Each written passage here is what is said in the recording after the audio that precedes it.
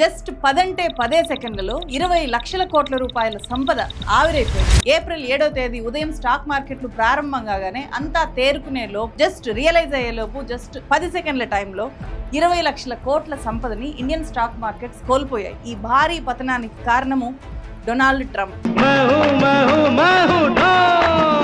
మన దేశం నుంచి అమెరికాకు చాలా వస్తువులు ఎగుమతి అవుతూ ఉంటాయి. 2023-24లో అమెరికాకు మన దేశము $7,700 కోట్ల విలువైన వస్తువులను ఎగుమతి చేసింది. టెక్స్టైల్ పరిశ్రమ నుంచి 28%, ఫార్మా నుంచి 15%, ఆభరణాలు అంటే గోల్డ్ కానీ డైమండ్స్ కానీ ఇవన్నీ కూడా ఈ ఇండస్ట్రీ 11.5% ఈ ఇండస్ట్రీ నుంచి ఎగుమతి అయ్యాయి. భారతదేశంలో ఉత్పత్తి అయ్యే వజ్రాల్లో 3వ వంతు అమెరికాకే ఎగుమతి అవుతున్నాయి. చేపలు, రొయ్యలు వంటి సముద్ర ఉత్పత్తులు, ఎలక్ట్రానిక్స్, ఎలక్ట్రికల్ పరికరాలు, వ్యవసాయ రంగ ఉత్పత్తులు కూడా అమెరికాకి చాలా ఎక్కువగా మనం ఎక్స్పోర్ట్ చేస్తున్నాం.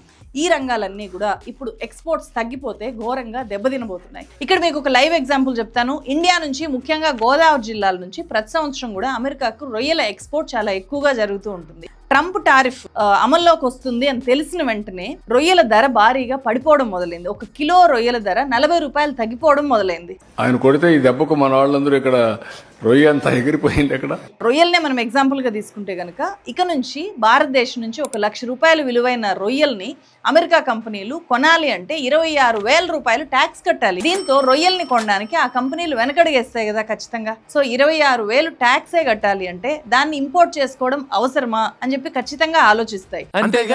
అంతేగా అన్ని దేశాలు ఈ రకంగా ఎఫెక్ట్ అవుతాయి. అన్ని ప్రపంచ మార్కెట్లు క్రాష్ అవుతున్నా కూడా సొంత దేశంలో తనకు వ్యతిరేకంగా ప్రజలు రోడ్డు ఎక్కినా కూడా ట్రంప్ మాత్రం నేను తగ్గేదే లేదు, ఈ పన్నుల విషయంలో అస్సలు వెనక్కి తగ్గను అంటున్నాడు. అనారోగ్యం నుంచి బయటపడాలి అంటే చేదుగా ఉన్న మెడిసిన్స్ వేసుకోవాల్సింది అని చెప్పి తన స్టైల్లో అతను వివరణిస్తున్నాడు.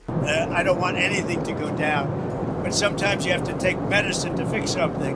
ఒక్క యాపిల్ ఐఫోన్ని తీసుకున్నా, ఎందుకంటే ప్రపంచంలో అన్ని దేశాలకి యాపిల్ ఐఫోన్ అంటే చాలా క్రేజ్ ఉంటుంది కదా. అలాంటి యాపిల్ ఐఫోన్ కొనాలంటే ఇప్పుడు 2 లక్షలకు పైగా పెట్టాలి అంటే ఎంతమంది అఫోర్డ్ చేయగలుగుతారు? మోదీ సైలెన్స్ ట్రంప్ విషయంలో ఇండియాకు మేలు చేస్తుందా, డ్యామేజ్ చేస్తుందా? ఇది భవిష్యత్తులో మనకు తెలుస్తుంది.